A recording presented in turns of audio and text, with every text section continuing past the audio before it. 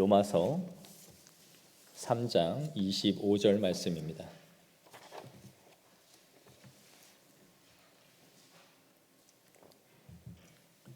우리 다 같이 한 목소리로 봉독하겠습니다. 시작.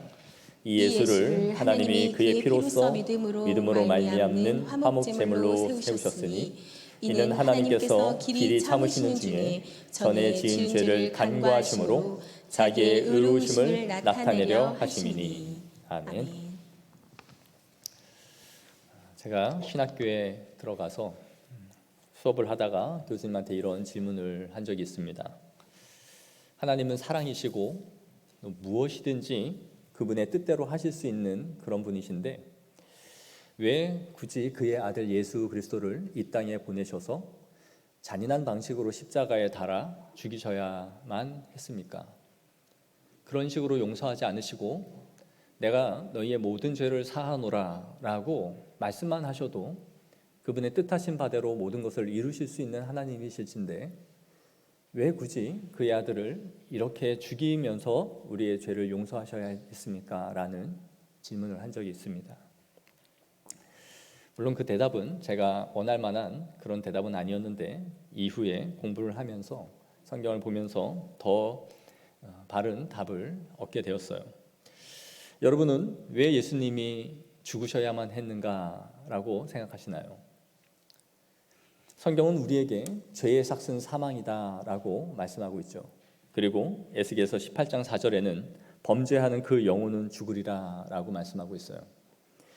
아담의 죄의 결과로 우리에게는 죽음이 왔고 우리는 영생을 얻지 못하는 상태에 이르게 된 것이죠. 그러므로 우리는 죄의 삭은 사망이다라는 말씀대로 이제는 죽을 수밖에 없는 형국에 처해진 것이 우리입니다. 우리는 단순히 하나님이 우리를 사랑하시면 다 용서해 주실게 라고 하면 쉽게 해결될 문제라고 생각하지만 이것은 하나님의 사랑이라는 속성에는 부합할지 모르지만 공의에는 부합하지 않는 것이에요. 하나님께는 두 가지의 속성이 있습니다. 하나는 사랑이며 하나는 공의예요. 사랑은 우리에게 잘 알려진 속성이지만 공의는 우리가 그렇게 마음 가운데 두지 않는 것이죠. 하나님께서는 용서하시고 모든 것을 끝을 낼 수 있는 것이 아니라 그분의 공의라는 속성을 동시에 만족시키셔야 해요. 그래서 사랑과 공의는 함께 가야 되는 것이죠. 반드시 무엇으로든지 하나님께 범한 죄에 대해서 그에 대한 대가가 치루어져야만 하나님의 공의가 만족이 되는 거예요. 구약 성경에는 많은 제사 제도들이 나옵니다. 레위기에 보면 우리가 읽기 불편한 수많은 제사 제도가 나오죠. 그 제사가 무엇을 의미하고 있을까요? 우리가 아는 제사 중에 잘 알고 있는 것이 속죄제입니다. 죄를 지은 사람은 자신의 제물을 하나님 앞에 가지고 와서 그 제물에 안수를 하고 그리고 각을 뜨고 그것을 하나님 앞에 태워드리죠. 그리고 하나님은 그것을 흠양하시고 그 죄를 속해 주십니다. 이것이 대속죄로 우리에게 말씀해주고 있는 제물이에요. 헌제자는 짐승이 죽는 것을 보면서 그것을 자신의 마음 깊이 새겨야 했습니다. 아무 잘못도 없는 짐승이 나를 위해서 죽는구나. 죽지 말아야 될 짐승이 나의 죄로 인해 대신 죽는구나 라는 것을 보면서 마음이 아파하고 또 그 제물을 하나님께서 받으시고 용서를 해주신다라는 것을 알았던 것이죠. 이때 쓰이는 제물은 흠이 없고 순결한 제물이었습니다. 그런데 하나님이 이러한 제사 제도를 이스라엘 백성들에게 주신 것은 바로 예수 그리스도의 사역을 예표하여 보여주기 위한 것이었어요. 단순히 제물이 죽는 것을 제도로 주신 것이 아니라 그것을 통하여 메시아가 이 땅 가운데 오셔서 이러한 제물로서 죽으셔야 한다라는 것을 구약 백성들에게 미리 가르쳐 주신 것이었죠. 구약의 백성들은 매번 죄를 지을 때마다 제물을 가지고 와서 제사를 지내면서 하나님 앞에 용서는 받았지만 죄를 끊임없이 반복하여 지었기 때문에 반복하여 제물을 하나님 앞에 드릴 수밖에 없었어요. 한 번 드리고 끝이 나는 것이 아니라 또 죄를 지으면 또 제물을 가지고 와야 했고 또 제물을 하나님 앞에 반복하여 드림으로 용서를 받아야 했던 것이죠. 그러면서 그들은 생각을 했을 거예요. 한 번에 단번에 완전히 끝을 낼 수 있는 그런 제사는 없을까? 계속 제물을 가져오는 이런 제사 말고 완전히 한 번에 드려질 수 있는 그런 제사는 없을까? 이러한 갈증과 갈망을 가졌겠죠. 그래서 하나님은 그의 아들 예수 그리스도를 이 땅에 보내심으로 하나님의 자녀들을 위한 흠없는 완전한 제물을 주셨던 거예요.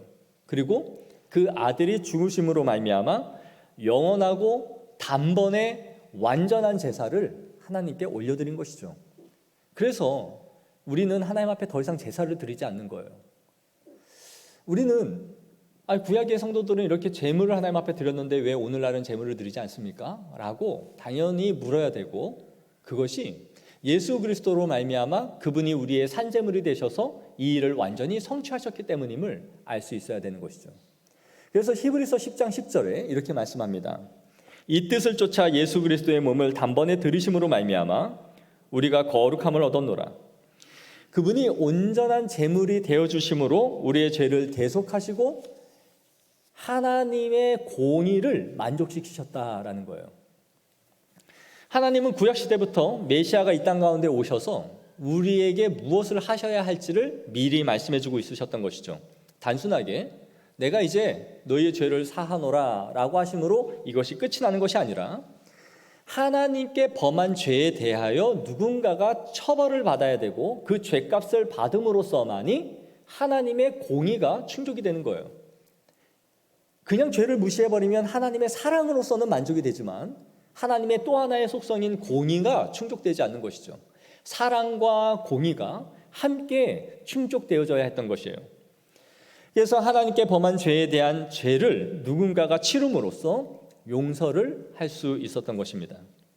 즉 하나님의 진노를 누군가가 받고 그 공의가 하나님 앞에 만족이 되어져야 했던 것이죠. 즉 하나님의 공의는 철회될 수도 없고 반드시 충족되어져야만 하는 하나님의 속성이었던 거예요. 그렇다면 하나님의 사랑은 어떻게 충족되었습니까? 바로 그의 아들 예수 그리스도를 이 땅 가운데 보내주시는 사랑으로 그분의 사랑이 드러났던 것이죠. 하나님의 보내주시는 사랑과 그의 아들의 죽음이 사랑과 공의가 모두 만족되어졌던 것이에요. 그분은 스스로 자신의 아들을 대속 제물이 되게 하기 위해 우리에게 내어주셨던 것이죠. 성경은 예수 그리스도가 이 땅에 오셔서 죽으셔야 한다는 것을 구약에서 계속해서 예표해 주셨던 거예요. 창세기 22장을 보시면 아브라함이 그의 아들 이삭을 하나님 앞에 제물로 바치는 사건이 나오죠. 하나님은 100세 때 아브라함에게 이삭이라는 아들을 선물로 주셨습니다. 그리고 나서 그 아들을 모리아산에 가서 가져다 바쳐라 그렇게 말해요. 너무나 당황스럽지 않습니까? 주시지 말든가. 주시고 나서 그 아들을 100세 때 얻은 아들을 다시 하나님 앞에 모리아산에 바치라라고 명령을 하신 것이죠. 아무것도 모르는 이삭은 불과 나무는 있는데 하나님께 드릴 번제할 어린 양은 어디 있습니까? 라고 순진하게 묻죠. 아브라함은 이렇게 말해요. 내 아들아, 번제할 어린 양은 하나님이 자기를 위하여 친히 준비하시리라. 물론 아브라함은 자신의 아들 이삭을 바쳐 하나님 앞에 바칠 생각이었던 것이죠. 그리고 제단에 이삭을 묻고 그를 칼로 찌르려는 순간 하나님이 급히 막으시죠. 그리하여 그 아들을 대신할 수풀에 걸린 순양 한 마리를 하나님이 준비해 놓으셨습니다. 하나님이 스스로 하나님 앞에 바칠 제물을 준비하신 것이죠. 그러나 이 사건은 단순히 하나님께서 아브라함의 믿음을 달아보시기 위한 하나의 행위의 사건이 아니라 여기에는 중요한 의미를 담고 있는 것이에요. 바로 그의 아들, 유일한 아들 이삭을 하나님 앞에 바치라고 했듯이 독생자 예수 그리스도께서 이 땅에 오셔서 그의 아들 유일한 예수 그리스도를 하나님 앞에 번제물로 드려야 함을 미리 예표하여 보여주신 것이죠. 그리고 순양을 준비하시듯 하나님께서 자신에게 바칠 제물을 스스로 준비하신 것이었습니다. 즉 하나님은 이 이삭을 바치는 사건을 통하여 그의 아들 독생자 예수 그리스도가 하나님 앞에 바쳐질 것이며 그 제물을 그분 스스로가 준비하실 것이다 라는 것을 이미 구약 백성들에게도 가르치고 예표해 주셨던 것이에요. 그래야 구약은 하나님의 말씀의 이 계시의 그림자로서, 그리고 신약은 그 계시의 성취로서 계속해서 맞물려 있는 것이죠. 그래서 신약을 읽는 사람들은 이 구약을 통하여 하나님의 말씀의 의미를 더 깊이 알 수 있는 것이에요. 구약이 그냥 주어져 있는 제도나 제사나 우리와 상관없는 이야기가 아니라 이 그림자로서의 구약 말씀이 신약에 와서 어떻게 완전하게 성취를 이루는지를 명확하게 보여주고 있는 것이죠. 하나님의 계시가 이 6,000년의 성경의 기록 안에 얼마나 자세하게 조직적으로 치밀하게 연결시켜서 우리에게 말씀해주고 있는지를 우리에게 알려주시는 것입니다. 그러므로 예수 그리스도의 십자가는 하나님의 사랑과 공의가 가장 잘 드러나 있는 하나님의 계시의 사건인 것이에요. 그의 아들을 우리에게 보내주시기까지 우리를 사랑하셨다라는 것은 하나님이 세상을 이처럼 사랑하사 독생자를 주셨으니 라고 할 때에 그 사랑이 얼마나 위대하고 우리에게 그의 아들을 내어주기까지 사랑한 것인지를 우리에게 말씀해주고 있는 것이죠. 우리가 자녀를 키워보셔서 아시겠지만 누가 남의 자녀를 위해서 우리 아이의 장기 하나를 빼서 이식을 시켜줄 부모가 있습니까? 누군가가 앞을 못 본다 하여 우리 아이의 각막을 떼다가 그 사람에게 이식시켜줄 부모가 있습니까? 누군가가 간이 이식하지 않으면 죽는다 하여 내 자녀의 간을 잘라다가 그 사람에게 이식해줄 부모가 있습니까? 신장이 4분의 1만 갖고도 살아갈 수 있다 하여 2개니까 하나쯤은 잘라서 누군가에게 주어도 된다라고 하여 내 자녀의 신장을 잘라다가 누군가에게 살아있는 내 아이의 신장을 이식할 부모가 있습니까? 아무도 그런 사람은 없을 거예요. 아무리 이타적이고 아무리 사랑이 많아 남에게 자선사업을 하고 베푸는 사람이라 할지라도 내 자녀의 신장이나 어떠한 몸의 일부를 잘라서 누군가에게 줄 수 있는 부모는 없어요. 목사인 저도 못할 겁니다. 차라리 나를 빼지 누가 자신의 자녀에게 손을 대겠습니까? 그런데 하나님께서는 자신의 아들 전부를 내어주신 거예요. 몸의 일부를 잘라주지도 못할 우리이지만 하나님께서 그의 아들의 전부를 우리를 위하여 내어주신 것이죠. 그 내어주신 자리가 어디입니까? 모질게 맞고 피를 흘리고 찢기고 고통을 받아야 하는 이 저주와 심판의 자리에 그의 아들을 내어주신 것이죠. 우리가 맞아야 할 자리, 우리가 찢겨야 할 자리, 우리가 저주를 받아야 할 자리에 예수 그리스도가 서신 것이에요. 이것이 그분의 사랑입니다. 우리가 십자가를 바라볼 때마다 우리는 무엇을 생각해야 됩니까? 저 자리는 내가 걸려야 할 그 십자가의 자리야. 내가 죽어야 할 그 자리에 예수 그리스도가 달리셨구나라는 것을 보면서 참된 회개와 속죄를 느끼는 거예요. 구약의 백성들이 제물을 가져오면서 그 제물이 찢기고 각을 떼어 태워지는 것을 통하여 나를 대신할 제물을 바라봤던 것처럼 예수 그리스도가 십자가의 죽으심으로 말미암아 모든 사망과 죄와 저주가 나에게 쏟아져야 할 것이 우리 예수 그리스도가 대신하여 받으셨구나라는 것을 깊이 묵상하게 되는 것이죠. 그리고 그 자리에서 하나님의 저주를 몸소 그의 아들이 받으셨던 거예요. 우리가 받아야 할 진노를 그의 아들에게 머리부터 발끝까지 하나님이 쏟아 부으셨던 것이죠. 그 고통이 얼마나 심했으면 그 아들이 생각하기를 내가 버림을 받았다라고 느꼈어요. 엘리 엘리 라마 사막다니, 아버지 아버지여 왜 나를 버리시나이까. 십자가에 달린 예수님은 그의 아들이 아니었어요.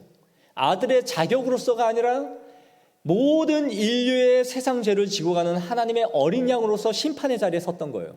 하나님의 공의가 쏟아지는 자리에 섰던 것이죠. 아담의 죄로부터 우리의 모든 죄에 이르기까지 우리가 지은 모든 죄를 그의 온몸에 받아내셨던 것이에요. 하나님의 권좌에 앉고자 했던 우리의 교만과 우리의 음란과 시기와 질투와 분노와 야심과 야망과 누구를 밟아서라도 내가 그 자리에 오르고자 하는 우리의 더러운 이러한 야욕들, 이 모든 죄를 예수 그리스도가 진노를 받으시고 죽으셨던 것이죠. 여기에 그분의 사랑이 있는 것입니다. 하나님의 공의를 알지 못하고는 하나님의 사랑을 제대로 이해할 수 없어요. 우리는 항상 하나님이 나에게 뭘 주셨지?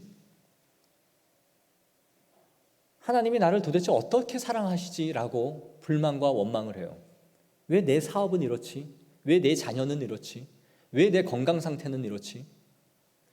하나님의 사랑만을 갈구하고 내가 얻은 것으로만 하나님을 늘 생각하는 것이 우리의 모습이죠.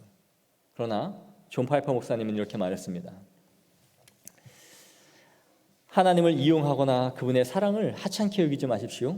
우리의 죄가 얼마나 심각하고 우리를 향한 하나님의 진노가 얼마나 공의로운지 헤아리기 전에는 절대로 하나님께 사랑받는다는 사실에 경외감을 느끼지 못할 것입니다. 우리는 하나님의 사랑을 나를 이해해 주시고 용서해 주시는 차원, 나에게 무언가를 더해 주는 것으로만 생각하죠. 그러나 하나님의 공의가 얼마나 무섭고 위험이 있는지를 우리가 생각하지 전까지는 우리는 하나님의 사랑을 제대로 이해하지 못하는 것이에요. 우리의 죄로 인해 하나님께 더 이상 다가갈 수 없고 그분은 한치의 오차도 우리에게 용납하지 아니하시며 한 호라기의 죄조차도 용납할 수 없는 그 하나님이시라는 것을 우리가 생각할 때에 하나님의 사랑이 무한함을 알게 되는 것이죠. 한 호라기의 죄가 뭡니까? 머리털 한 알만큼의 죄도 싫어하시는 그 하나님께서 우리를 용납하시고 이해하시고 받아주시고 있다는 이 사실을 알 때에 하나님의 무한한 사랑이 엄청 크다라는 것을 느끼게 되는 거예요. 그런데 우리는 하나님의 공의를 생각하지 않아요. 나는 사랑받을 만한 존재이고 은혜 받을 만한 존재인데 왜 하나님 나에게 이런 대우를 하십니까? 그리하여 끊임없는 원망과 불평이 쏟아져 나오죠. 하나님 앞에 날마다 도전을 해요. God 욕으로라도 그 욕설에 하나님을 담아내야 돼요.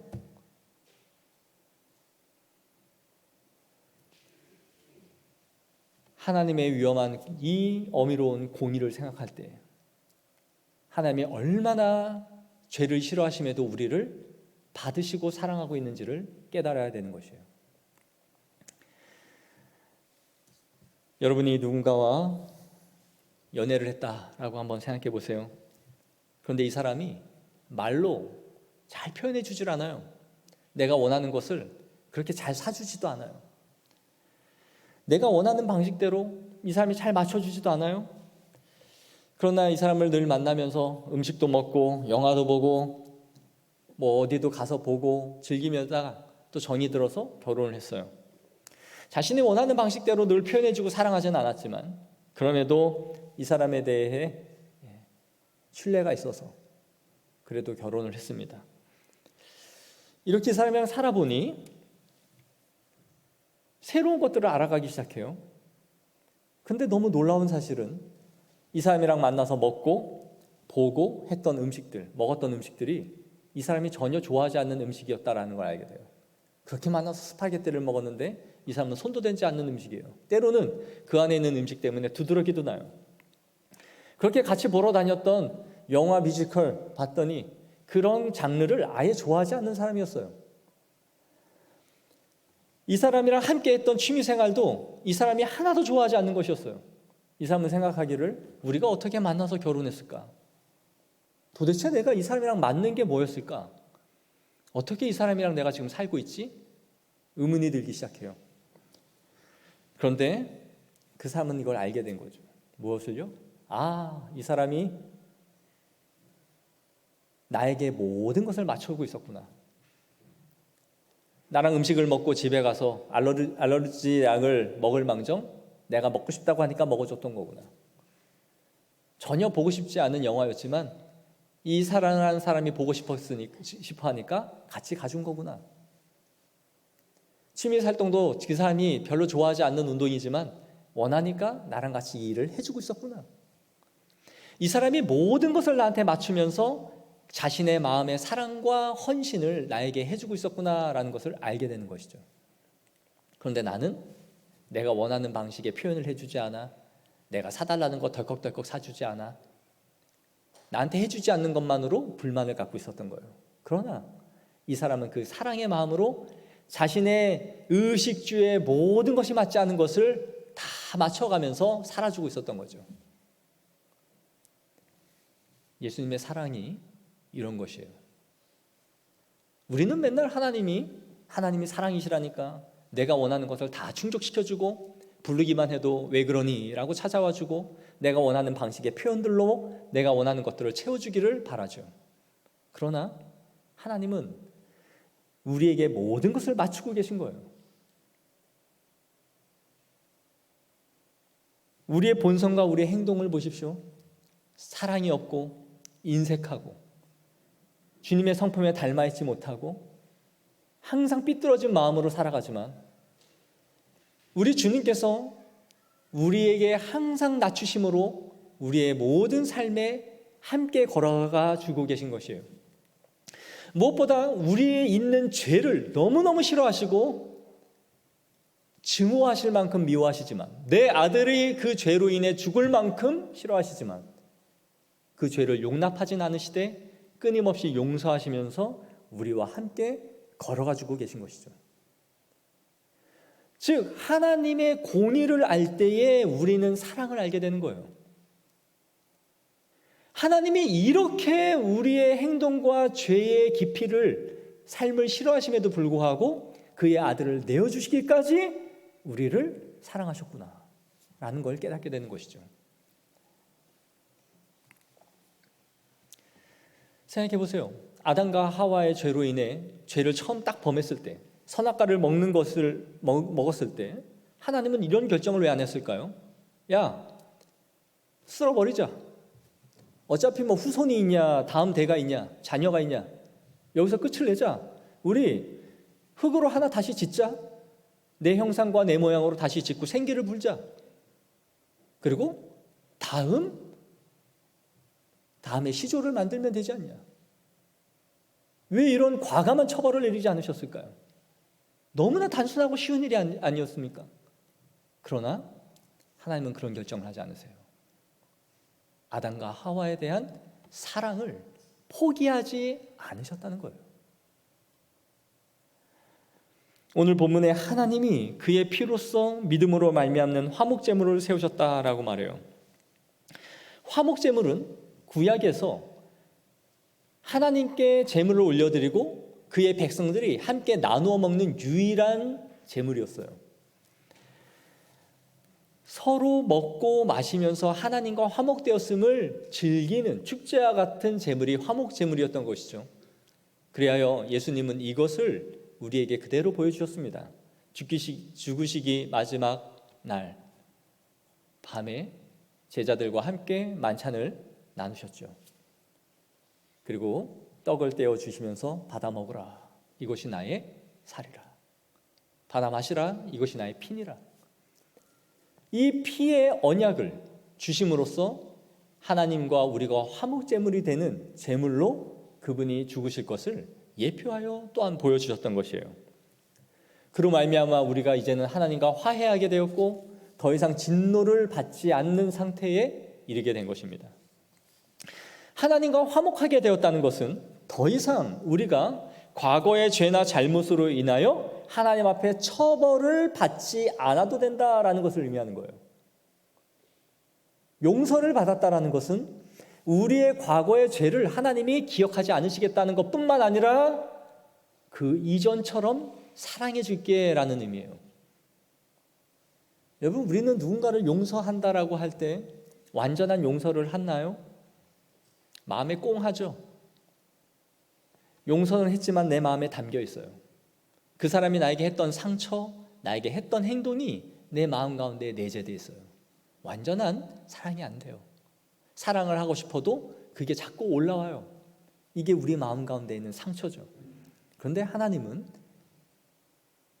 우리가 했던 모든 죄의 과거들을 완전히 잊으신다라는 거예요. 어느 정도로요? 죄를 범하기 이전의 상태인 것처럼. 놀라운 사랑인 거예요. 그러니 우리가 하나님 앞에 나아갈 때마다 죄의식과 죄책이 아닌 주님을 향한 온전한 사랑과 신뢰를 가지고 나아갈 수 있는 거예요. 너의 죄를 기억지 않겠다. 골로새서 1장 20절에 그의 십자가의 피로 화평을 이루사 만물 곧 땅에 있는 것들이나 하늘에 있는 것들이 그로 말미암아 자기와 화목하게 되기를 기뻐하심이라. 그의 아들 예수 그리스도가 우리에게 오셔서 화목제물이 되어지기를 기뻐하셨대요. 우리가 죄를 범했을 때, 아담과 하와가 죄를 범했을 때 하나님께서 누군가가 하나님의 대속제물이 되어져야 한다라는 것을 말했을 때에 예수님이 고심고심하다가 이 땅에 내려가 내가 고난을 받고 죽어야 하는가, 이것을 내가 해야 하는가 말아야 하는가, 이것에 대해서 하나님과 논쟁을 하고 하나님이 해야 한다라는 강요에 의해서 어쩔 수 없이 그러면 제가 할 수 없이 이 땅에 가겠습니다 라고 한 것이 아니다라는 거예요. 기꺼이 자원하는 마음으로 주님, 내가 대속제물이 되어 하나님의 공의를 만족시키러 가겠습니다 라고 그걸 기뻐하셨다라는 거예요. 하나님이 인간을 포기하지 아니하시고 구원하시고자 하시는 그 계획에 그의 아들 예수 그리스도가 기뻐하여 동참하였다라는 것이죠.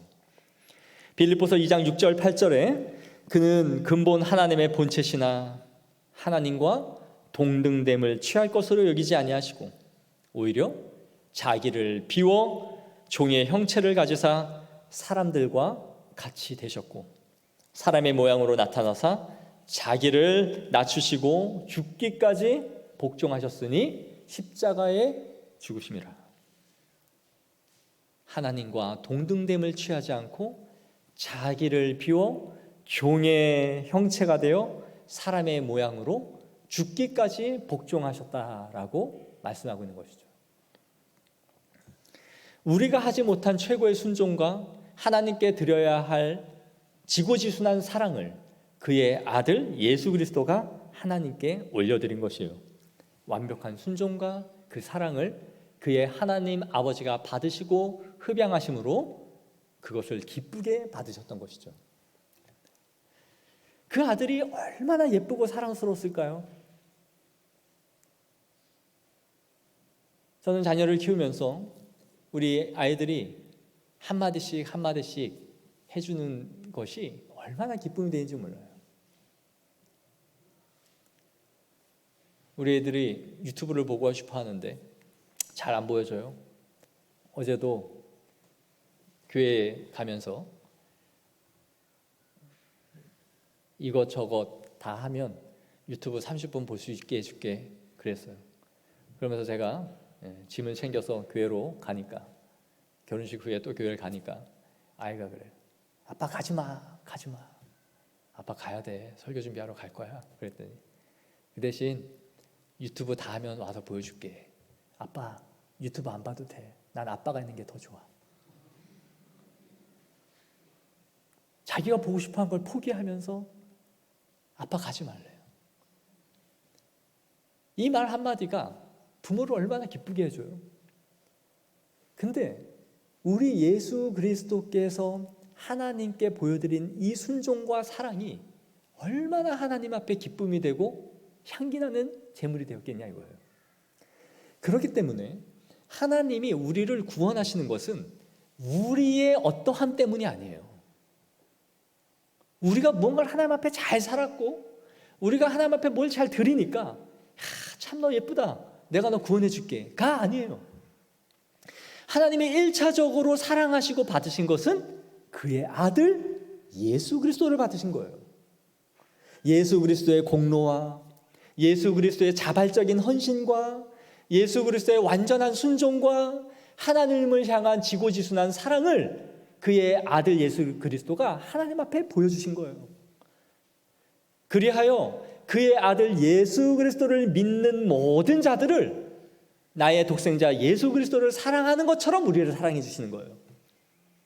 내 아들을 사랑하는 자녀들이기 때문에, 내 아들의 공로를 믿는 하나님의 백성들이기 때문에, 내 아들의 친구요, 내 아들의 제자들이잖아요.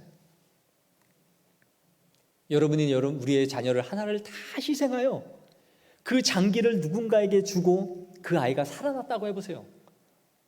내 아이의 눈을 갖고 있는 그 아들, 그 아이, 내 아들의 심장을 이식받은 그 아이, 내 아이의 장기를 떼어주고 내 아들은 죽고 말았다면 우리는 이 사람을 자신의 자녀처럼 생각하지 않을까요? 그 아이의 심장이 뛰는 걸 보면서 내 아이의 심장이 뛰고 있어라고 생각하지 않을까요? 바로 그런 거예요. 그의 아들 예수 그리스도가 우리를 위하여 내어주심으로 우리가 살고 있는 것이죠. 그의 사랑을 하나님이 받으셨기에 우리가 하나님께 용납받고 있는 줄 믿습니다. 이것이 믿음이에요. 우리가 항상 무언가로 하나님 앞에 하나님의 사랑과 하나님의 은혜를 보답하려고 한다면 우리는 언젠간 쓰러질 거예요. 우리의 행위가 그분의 원하시는 기준만큼 채워드릴 수 없다라는 것을 알게 되기 때문이죠. 그러나 예수 그리스도가 이 모든 것을 하나님 아버지께 만족시켜 주신 거예요. 그리고 그것을 다 받으신 것이죠. 사랑하는 성도 여러분, 우리가 이 고난주간을 보내면서 이것을 묵상하고 우리의 마음 가운데 새기기를 원합니다.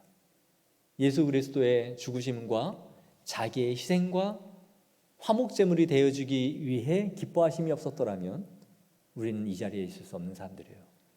그의 아들을 받으심으로 말미암아 그의 아들을 믿는 우리 모두에게 하나님께서 구속의 은혜를 베풀어 주실 뿐만 아니라 우리를 양자 삼아 주신 줄 믿습니다.